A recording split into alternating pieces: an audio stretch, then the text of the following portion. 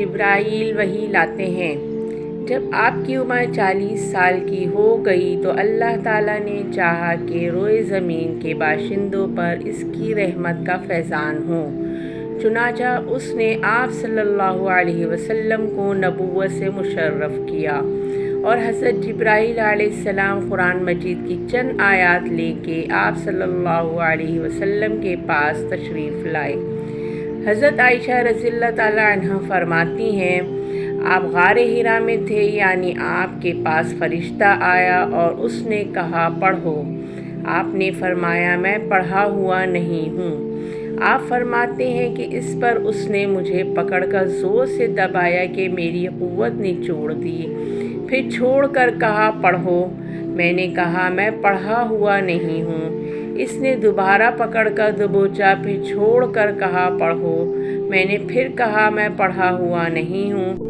اس نے تیسری بار پکڑ کر دبوچا، پھر چھوڑ کر کہا اقرأ بسم ربک الذی خلق خلق الانسان من علق اقرأ وربک الاکرم، پڑھو اپنے رب کے نام سے جس نے پیدا کیا انسان کو لوتھڑے سے پیدا کیا، پڑھو اور تمہارا رب نہایت کریم ہے۔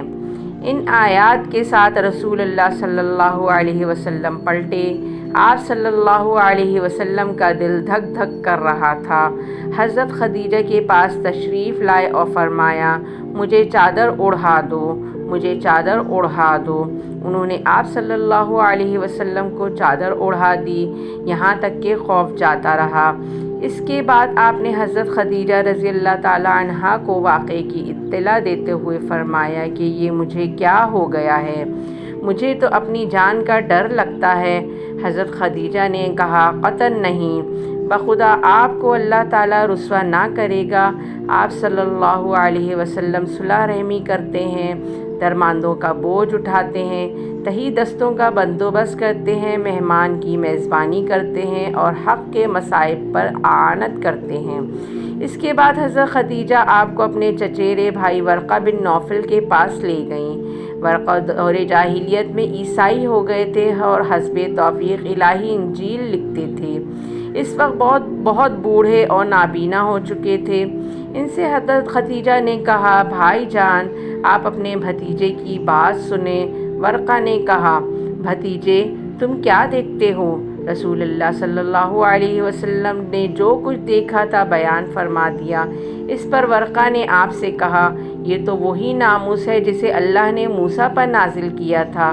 کاش میں اس وقت توانا ہوتا، کاش میں اس وقت زندہ ہوتا جب آپ کی قوم آپ کو نکال دے گی۔ رسول اللہ صلی اللہ علیہ وسلم نے فرمایا اچھا تو کیا یہ لوگ مجھے نکال دیں گے؟